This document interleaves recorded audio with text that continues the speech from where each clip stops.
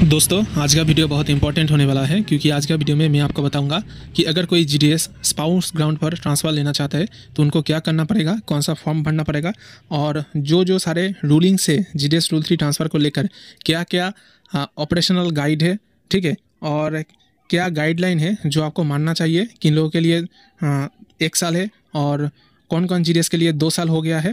तो आपको पता ही होगा कि कुछ महीने पहले ही जीडीएस रूल 3 ट्रांसफ़र के गाइडलाइन में चेंजेस आया है और 1 साल से 2 साल कर दिया गया है मिनिमम एलिजिबिलिटी को।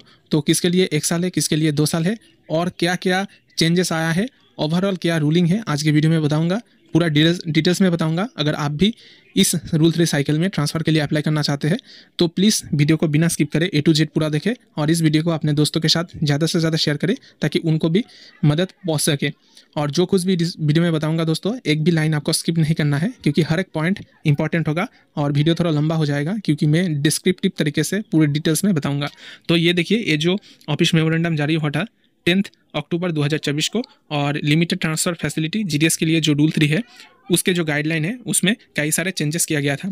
देखिए, जैसा कि फर्स्ट ऑफ ऑल है कि जीडीएस के ट्रांसफ़र के लिए जो मिनिमम एलिजिबिलिटी था 1 साल, उसको 2 साल कर दिया गया है, यानी कि 2 years of continuous engagement is required, यानी कि 2 साल का आपका कॉन्टीन्यूस एंगेजमेंट रहना चाहिए। बीच में कोई भी LWA यानी कि लीव विदाउट अलाउंस और पुट ऑफ ड्यूटी ये सब छोड़कर आपका 2 साल कंप्लीट होना चाहिए। और नीचे देखिए, अगर सब क्लॉज 2 पढ़े तो इसमें भी एक रिलैक्सेशन दिया गया है। और देखिए इधर पर आप देख सकते हैं कि जो सारे जीडीएस का ज्वाइनिंग 1 जुलाई 2024 के पहले था उन लोगों के लिए 31 दिसंबर 2025 तक रिलैक्सेशन दिया गया है। अगर 1 साल भी हो गया है उनका तो ट्रांसफ़र के लिए अप्लाई कर सकते हैं, 2 साल का कोई भी ज़रूरत नहीं है। लेकिन आपको ध्यान रखना होगा कि 1 जुलाई 2024 के पहले जो लोग जीडीएस ज्वाइन किए थे सिर्फ उसी के लिए, उन लोगों के लिए ही सिर्फ और सिर्फ 31 दिसंबर 2025 तक रिलैक्सेशन दिया गया है। और 31 दिसंबर 2025 के बाद चाहे पुराना जीडीएस हो या फिर नया जीडीएस हो, सबके लिए 2 साल ही हो जाएगा। लेकिन ये जो वन टाइम रिलैक्सेशन दिया गया है, वन टाइम मतलब जिन लोगों का 1 जुलाई 2024 से पहले है उन लोगों को भी रिलैक्सेशन मिलेगा सिर्फ और सिर्फ 31 दिसंबर 2025 तक, उसके बाद से नहीं मिलेगा। और नीचे देखिए इधर पर लिखा है कि भले ही जीडीएस का जो नॉर्मल ग्राउंड है उसका ट्रांसफ़र का एलिजिबिलिटी 2 साल हो गया है, लेकिन म्यूचुअल ट्रांसफ़र के लिए 1 साल का ही कॉन्टीन्यूस एंगेजमेंट रहेगा, यानी कि इसमें कोई बदलाव नहीं हुआ है। अगर कोई जीडीएस म्यूचुअल ट्रांसफ़र लेना चाहते हैं तो 1 साल का कॉन्टीन्यूस एंगेजमेंट का ज़रूरत है, 2 साल का नहीं है। तो ये आपको ध्यान रखना है। तो आपका अगर 2 साल कंप्लीट नहीं हुआ है तो आप ज़्यादा से ज़्यादा कोशिश कीजिएगा कि जीडीएस रूल 3 म्यूचुअल फंड को फाइंड करने का। और दोस्तों ये काम आप कर सकते हैं EDUP ऐप की मदद से, और डिस्क्रिप्शन बॉक्स में EDUP ऐप का लिंक दिया गया है, आप उधर से डाउनलोड कर सकते हैं और उधर पर आप लॉगिन करके अपने म्यूचुअल फंड को फाइंड कर सकते हैं ट्रांसफ़र के लिए। उसके बाद नेक्स्ट पॉइंट और भी इंपॉर्टेंट है, जो आपको पता ही है कि मेल जीडीएस को 2 और फीमेल जीडीएस को 3 चांसेस दिया जाता है, ठीक है। और आपका 2 कॉन्जिक्यूटिव ट्रांसफ़र के बीच में आपका 1 साल का कूलिंग ऑफ पीरियड रहना चाहिए। यानी कि मान लीजिए आपका 2024 के 1 जनवरी में एक बार ट्रांसफ़र हुआ था, तो नेक्स्ट टाइम आप फिर से ट्रांसफ़र लेने के लिए आपका बीच में 1 साल का गैप चाहिए, यानी कि 1 जनवरी 2025 के बाद आप फिर से ट्रांसफ़र ले सकेंगे। लेकिन 2 कॉन्जिक्यूटिव और सक्सेसिव ट्रांसफ़र के बीच में आपका 1 साल का कूलिंग ऑफ पीरियड रहना चाहिए। उसके बाद देखिए, आप ABPM से BPM में जा सकते हैं और BPM से ABPM में भी आ सकते हैं, कोई प्रॉब्लम नहीं है। लेकिन एक शर्त है कि आपका TRCS स्लैब सेम होना चाहिए। तो आपको पता ही होगा BPM से BPM में जा सकते हैं, ABPM से ABPM में जा सकते हैं। लेकिन मैं जो बात कह रहा हूँ कि आप ABPM से BPM में भी जा सकते हैं और BPM से ABPM में भी जा सकते हैं, लेकिन आपका स्लैब सेम होना चाहिए। अगर आपका लेवल 2 का ABPM है, TRCS स्लैब 2 है, तो आप लेवल 2 का ABPM से लेवल 1 का BPM जिनका TRCS स्लैब 2 है उसमें जा सकते हैं। और इसका उल्टा भी हो सकता है, यानी कि अगर आप लेवल 1 का कोई भी BPM है, TRCS स्लैब 2 है, तो आप लेवल 2 का कोई भी ABPM TRCS स्लैब 2 में जा सकते हैं। आपका स्लैब सेम होना चाहिए। आपको पता ही है कि जीडीएस में स्लैब 3 है। एक स्लैब, फर्स्ट स्लैब जो है स्लैब 1 10,000 बेसिक है, स्लैब 2 12,000 बेसिक है, स्लैब 3 14,500 बेसिक है। तो आपको ट्रांसफ़र लेने के लिए स्लैब सेम होना चाहिए और इससे कुछ फ़र्क नहीं पड़ता आप BPM है या फिर ABPM है। उसके नीचे देखिए कहा गया है कि जीडीएस रूल 3 ट्रांसफ़र जो है वो हर 6 महीने में एक बार ओपन होगा, यानी कि सालाना 2 बार। लेकिन इसको 2025 में माना नहीं गया है। IT 2.0 रोल आउट के लिए सिर्फ एक बार पोर्टल ओपन हो रहा है इस साल, ठीक है। और ये भी कहा गया है कि जीडीएस ऑनलाइन एंगेजमेंट के पहले ही पोर्टल खुलेगा। तो नवंबर 2025 में पोर्टल खुल रहा है। इसका मतलब ये होगा कि दोस्तों 2026 की जनवरी में ही नया वैकेंसी आने वाला है। उसके बाद नीचे देखिए बहुत सारे जीडीएस को डाउट रहता है कि मैं ट्रांसफ़र के लिए ज़्यादा से ज़्यादा कितने पोस्ट पर अप्लाई कर सकता हूँ। तो इसका आंसर भी इधर पर दिया गया है कि जीडीएस कोई भी एक डिवीज़न सिलेक्ट कर सकता है और उस डिवीज़न में जितने भी सारे टोटल वैकेंसी है जो रूल 3 में दिखाया गया है, सारे वैकेंसी में जीडीएस अप्लाई कर सकता है ट्रांसफ़र के लिए। तो मान लीजिए किसी भी एक डिवीज़न में आप ट्रांसफ़र लेना चाहते हैं और उधर पर आपका 25 वैकेंट पोस्ट रूल 3 में दिखाया गया है, तो आप आपके एलिजिबिलिटी के अकॉर्डिंग आप 25 पोस्ट में ही अप्लाई कर सकेंगे। आपको एलिजिबल रहना है बस। ऐसा कोई आपका रेस्ट्रिक्शन नहीं है कि आप 10 से अधिक पोस्ट पर प्रेफरेंस नहीं दे सकते। एक डिवीज़न में आपके एलिजिबिलिटी के हिसाब से जितने भी सारे वैकेंट है सब में आप प्रेफरेंस दे सकते हैं। उसके बाद देखिए जो मेन पॉइंट है कि आपका अगर कोई भी डॉक्यूमेंट वेरिफिकेशन कंप्लीट नहीं है, कास्ट सर्टिफिकेट हो सकता है, एजुकेशनल सर्टिफिकेट हो सकता है, या फिर आपका पुलिस वेरिफिकेशन अगर कंप्लीट नहीं है तो आपका ट्रांसफ़र नहीं होगा। आप पहले से सुन लीजिए, अगर आपका अभी भी कोई भी डॉक्यूमेंट वेरिफिकेशन होना बाकी है, आपका जिस दिन आपका एप्लीकेशन ख़त्म होगा उस दिन तक अगर कोई भी डॉक्यूमेंट वेरिफिकेशन नहीं हुआ और बाकी है, पेंडिंग है, पुलिस वेरिफिकेशन पेंडिंग है, तो दोस्तों आपका ट्रांसफ़र अप्रूव होने के बाद भी आपका ट्रांसफ़र को कैंसिल कर दिया जाएगा और आपको जो 2 चांस मिलता है मेल जीडीएस को और फीमेल जीडीएस को 3 चांस, उसमें से 1 चांस आपका चला जाएगा। तो आप सावधान रहिए। अगर आपका कोई भी वेरिफिकेशन बाकी है, पुलिस वेरिफिकेशन नहीं हुआ है, तो जल्द से जल्द अपने डिवीज़न से कांटेक्ट करके अपना वेरिफिकेशन करवा लीजिए, क्योंकि अगर आपका ऑनलाइन ट्रांसफ़र अप्रूव हो भी गया तो उसके बाद आपका रिजेक्ट हो जाएगा। ये रूलिंग में लिखा है, ऐसा नहीं है, मैं खुद से बोल रहा हूँ। और भी सारे दोस्तों कई सारे जीडीएस को स्ट्राइक की वजह से पुट अप कर दिया गया था, या फिर उनके अगेंस्ट अगर कोई भी क्रिमिनल प्रोसीडिंग है तो उन लोगों का ट्रांसफ़र भी रिजेक्ट हो जाएगा। नेक्स्ट पॉइंट देखिए दोस्तों, ये लिखा है कि अगर जीडीएस का ट्रांसफ़र अप्रूव हो जाता है और उसके बाद अगर जीडीएस खुद से उसको रिजेक्ट करता है कि मैं नहीं चाहता नए पोस्ट में ज्वाइनिंग के लिए, तो दोस्तों आपका 1 चांस चला जाएगा। उसके बाद ये लिखा है दोस्तों, जब आपका ट्रांसफ़र हो जाएगा और नए डिवीज़न में आपका ज्वाइनिंग हो जाएगा, तब नए डिवीज़न में आपका सीनियरिटी सबसे कम होगा, यानी कि जो सीनियरिटी लिस्ट है, ग्रेडेशन लिस्ट है, उसमें आप सबसे नीचे रहेंगे।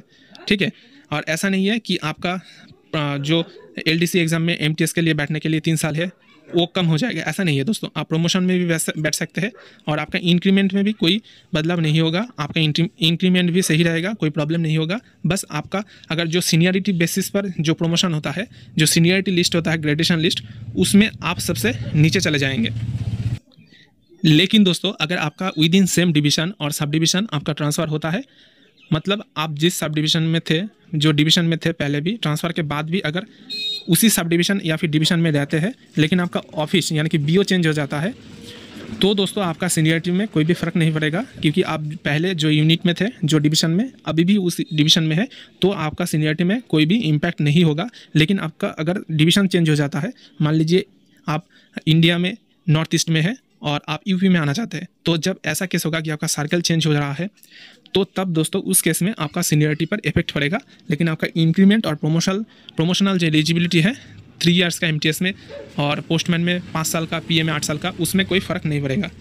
और देखिए नीचे ये भी लिखा है कि ऑर्डर ऑफ प्रायोरिटी क्या होगा, यानी कि मान लीजिए एक ही सेम पोस्ट पर 2 जीडीएस अप्लाई कर रहा है ट्रांसफ़र के लिए, तो किसको प्रायोरिटी दिया जाएगा और किसका ट्रांसफ़र अप्रूव होगा और किसका रिजेक्ट होगा। तो इसके लिए 7 पॉइंट दिया गया है दोस्तों। इसके अकॉर्डिंग आपका जो ऑनलाइन रिजल्ट आता है, ऑनलाइन ऑटोमेटिक प्रोसेस होता है, तो कैसे प्रायोरिटी दिया जाएगा ये इधर पर लिखा है। तो सबसे पहले देखा जाएगा आप पीडब्ल्यूडी है कि नहीं। मान लीजिए एक पोस्ट है, उधर पर आप और आपके दोस्त दोनों ही जीडीएस अप्लाई करते हैं, तो सबसे पहले देखा जाएगा कि पीडब्ल्यूडी किनको है। अगर दोनों को ही पीडब्ल्यूडी है तो दोस्तों उसके बाद देखा जाएगा फीमेल जीडीएस, अगर स्पाउस ग्राउंड है तो उसको प्रायोरिटी। उसके बाद देखा जाए मेल जीडीएस, अगर मेल जीडीएस को स्पाउस ग्राउंड चाहिए तो उनको प्रायोरिटी दिया जाएगा। उसके बाद जो मोस्ट इंपॉर्टेंट है, देखा जाएगा कि आपका डेट ऑफ एंगेजमेंट क्या है, यानी कि आपका ज्वाइनिंग डेट क्या है। जिस जीडीएस का ज्वाइनिंग डेट पहले होगा, यानी कि जो ज़्यादा सीनियर होगा उसको ज़्यादा प्रायोरिटी मिलेगा। तो आप और आपके दोस्त में से अगर आपका सीनियरिटी ज़्यादा है, आपने पहले डिपार्टमेंट ज्वाइन किया है, तो आपको प्रायोरिटी मिलेगा, आपका अप्रूव होगा, आपका दोस्त का रिजेक्ट हो जाएगा उस पोस्ट पर। अगर दोनों का ही डेट ऑफ ज्वाइनिंग सेम है तो उसके बाद दिखा जाएगा कि फीमेल कौन है। अगर आप फीमेल है तो आपको प्रायोरिटी मिलेगा। उसके बाद अगर दोनों ही फीमेल है तो देखा जाएगा आप दोनों का डेट ऑफ बर्थ क्या है, यानी कि कौन ओल्डर है, जिसका उम्र ज़्यादा होगा उसको प्रायोरिटी मिलेगा। उसके बाद देखा जाएगा कि किसने पहले ट्रांसफ़र के लिए एप्लीकेशन किया था। तो डेट और टाइम दोनों ही देखा जाएगा। अगर आपने पहले ट्रांसफ़र के लिए अप्लाई किया था, पोर्टल खुलते ही अप्लाई कर दिया था, तो आपको ज़्यादा प्रायोरिटी मिलेगा। और दोस्तों मैनर ऑफ ट्रांसफ़र में ये लिखा है कि कैसे होगा, पूरा ऑनलाइन होगा और ऑफलाइन कोई भी ट्रांसफ़र एक्सेप्ट नहीं किया जाएगा। और नीचे देखिए स्पाउस ग्राउंड का जो फॉर्म है वो भी दिया गया है। अगर कोई male GDS spouse ground transfer लेना चाहता है तो उनको भी ये फॉर्म प्रोड्यूस करना होगा। और मेल जीडीएस फीमेल जीडीएस दोनों के लिए ही ये दिया गया है फॉर्म। और मैं इसको टेलीग्राम चैनल पर शेयर कर दूँगा, ईडीओपी ऐप में भी डाल दूँगा, व्हाट्सएप पे भी दे दूंगा, आप उधर से इसको डाउनलोड कर सकते हैं।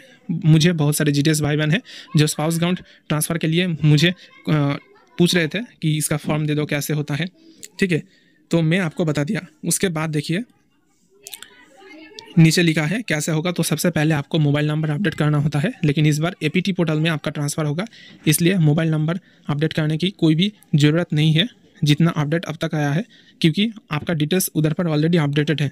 तो सबसे पहले तो ये करवाना होगा कि आपको चेक कर लेना है एपीटी पोर्टल पर आपका जो प्रोफाइल डिटेल्स है, कम्युनिकेशन डिटेल्स है, आपका मोबाइल, ईमेल आईडी और जो सैलरी का डिटेल्स है, आपका लेवल, स्लैब, इंक्रीमेंट, ये सब कुछ सही है कि नहीं।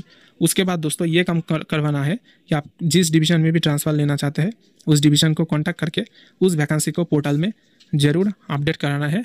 अगर देखिए अगर आपका वैकेंसी जो है, जिस पोस्ट पर आपका रूल 3 ट्रांसफ़र चाहिए, वो वैकेंसी ही अगर पोर्टल पर ना दिखाए, अपडेट ना हो, तो दोस्तों आपका पूरा मेहनत मिट्टी में मिल जाएगा। इसलिए सबसे पहले आपको ये इंश्योर करना है कि उस वैकेंसी को पोर्टल में दिखाया गया है या फिर नहीं।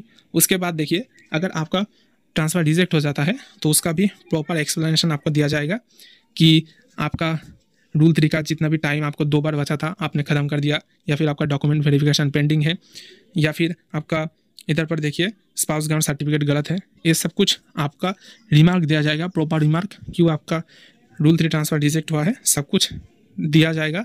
और दोस्तों मैं बाद में एक वीडियो आपको अपलोड कर दूंगा कि कैसे एपीटी पोर्टल पर जाकर आपका खुद का details, profile details, communication details, mobile number, email ID, ये सब चेक करना है। और उसके साथ आपका जो सैलरी का डिटेल्स है, लेवल, स्लैब, इंक्रीमेंट, ये सब कुछ भी कैसे चेक करना है, इस पर भी मैं एक अलग से वीडियो डाल दूंगा।